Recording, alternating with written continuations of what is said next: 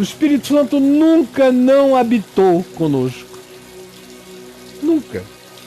Antes de haver criatura humana na Terra, nunca houve qualquer vida sem o Espírito Santo. O Espírito é vida. Conforme a gente leu aqui em Ezequiel 37 hoje, no Vale de Ossos Secos, aquilo ali aconteceu 600 anos antes do Pentecoste. E o texto é: vem, ó Espírito Santo, levanta esses ossos secos, porque nunca houve vida sem o Espírito de Deus. Que coisa difícil de entender. Sabe por que o bloqueio ficou assim tão intenso na cabeça de vocês? Por causa desses livrinhos de Araque que vocês leem por aí, desses teologuitos de coisa nenhuma, que ficam ensinando bobagens para vocês. Qualquer um que leia a Escritura sem ser pré-condicionado por doutrinações estranhas, estanques, por sistematizações que são só montagens, quebra-cabeça montados por homem para arrebentar a cabeça e o entendimento das pessoas. Qualquer um que não tenha sofrido esse tipo de influência, lê e entende com simplicidade, como meu pai, que nunca tinha lido nada, mas quando pegou a Bíblia pela primeira vez e minha mãe disse: comece a ler de Mateus e não de Gênesis. Ele leu, se converteu em João 19, já estava convertido, leu várias vezes o Novo Testamento. Quando foi para o Velho, era sopa no mel, já estava tudo entendido. E aqui, por exemplo, não só o Gênesis começa dizendo que o Espírito de Deus, o Espírito Santo, o Espírito de Deus é o Espírito Santo. Quando se fala o Espírito no Velho Testamento com E maiúsculo, é o Espírito Santo. É que a coisa é tão ruim que parece que tem o Espírito de Deus, o Espírito Santo. Parece que se alguém me chamar só de Caio, não sou eu. Ou se alguém disser: ô pastor Fábio, também não sou eu. Caião. Ô Caião, também não sou eu. Que só sou eu quando alguém diz Caio Fábio. É esse nível de reducionismo ao qual vocês chegaram. E também, como disse Jesus, o meu povo perece por não conhecer nem as Escrituras, nem o poder de Deus. Você lê em qualquer lugar da Escritura. Agora mesmo eu caí ali em Jó. Está cheio de Espírito Santo em Jó.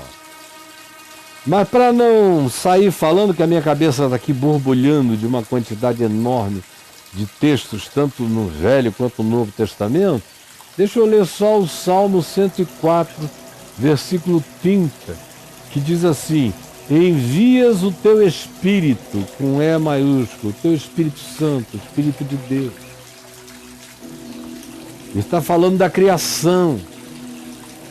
Não está falando de uma reunião onde houve o derramamento do Espírito. Não, está falando da criação. Está falando do ecossistema, está falando de meio ambiente. Salmo 104. Envias o teu Espírito e eles, as criaturas, vegetais e animais e todas as coisas vivas, envias o teu Espírito e eles são criados. E assim tu renovas a face da terra num Pentecoste vegetal e animal contínuo. A glória do Senhor seja para sempre. Exulte o Senhor por todas as suas obras, porque tu envias o teu Espírito e todas as coisas vivas que foram criadas continuam a ser criadas, a evoluir, a mutacionarem, a crescerem, a adaptarem-se. Todo esse trabalho de progressão evolutiva e criação evolutiva é obra do Espírito Santo na natureza, desde sempre. No princípio era o Verbo, no princípio era Deus, No princípio era o Espírito. Não tem nenhuma diferença. Qualquer tentativa de diferenciação acaba apenas provocando reducionismo doutrinário. Então, o que Jesus disse ao Espírito Santo é a mesma coisa que Deus disse a Ezequiel: profetiza ao Espírito. Porque sem que a tua mente seja iluminada, sem a ação de Deus, em qualquer fase da história, nada é criado, nem no mundo vegetal, nem no mundo animal, nem na dimensão existencial. Por exemplo, antes do Pentecoste, já se fala daqueles muitos sobre os quais se diz: e veio sobre ele o Espírito Santo e ele profetizou. O que aconteceu no Pentecoste foi uma universalização disso, cumprindo-se a profecia de Joel, você não lembra? Que Pedro mesmo, depois que o Pentecoste aconteceu, que aquela multidão de mais de 17 etnias diferentes que estavam em Jerusalém vieram aturdidas ver o que estava ocorrendo, Pedro se levantou e pregou e lhes disse: não fiquem assustados, o que está acontecendo é o cumprimento da profecia de Joel, capítulo 2, verso 28. Eis que nos últimos tempos derramarei do meu Espírito sobre toda a carne, sobre todo mundo. No passado você via pessoas que eram tomadas pelo Espírito de Deus e viviam cheias do Espírito de Deus. Antes do Pentecoste, sempre houve gente assim. Mas eram algumas pessoas.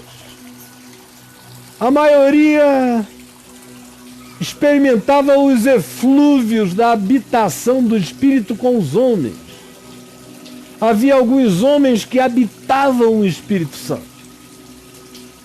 E depois de Jesus, a promessa do Espírito Santo é para toda carne. Moços, meninas, meninos, virgens, velhos, velhas, sonhos, profecias, percepções que a gente vê acontecendo no mundo inteiro. Houve um salto quântico depois de Jesus na Terra. Um crescimento de percepção.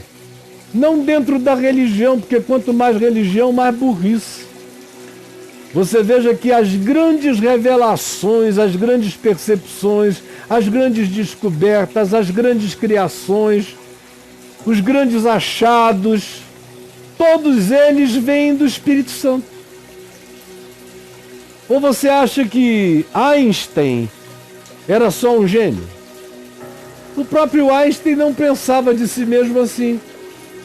Ele dizia que às vezes ficava o ano inteiro com uma coisa perturbando, que ele não sabia o que era, e ele fazia cálculos para cá e pensava para acolá e não conseguia chegar a lugar nenhum, até que um dia ele ia andando por um bosque e de repente tropeçava numa revelação, e ele diz: então eu não pensava, eu era pensado pela solução.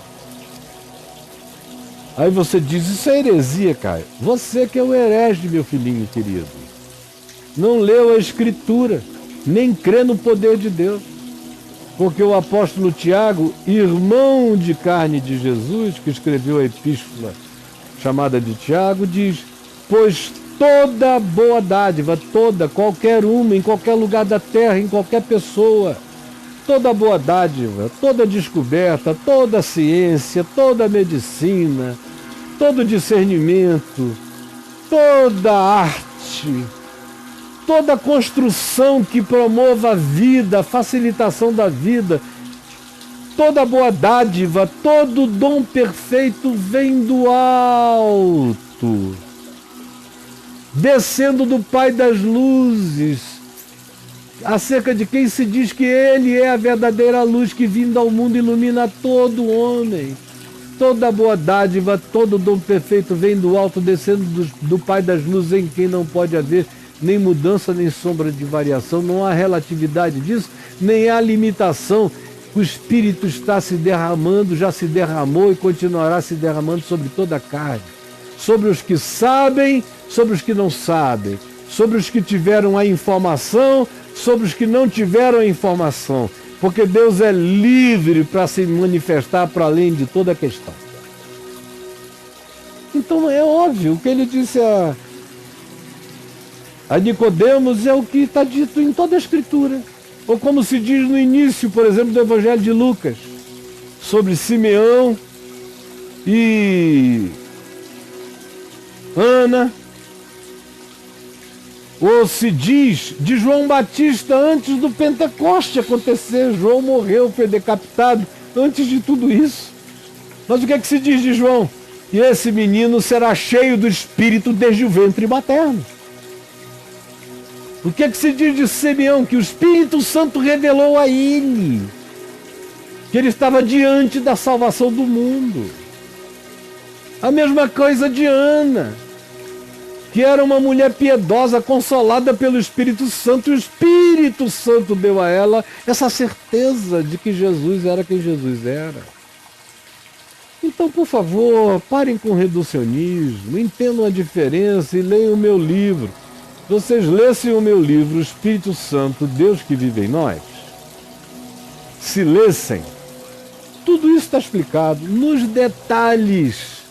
Para quem não quiser mais ter dúvidas sobre essas bobagens, leia o meu livro. Mostra aí, Gabriel, que o Braulio está fazendo sinal aqui que mostrou esse negócio. Já foi, ó. Tá aí, ó. Espírito Santo, Deus que vive em nós.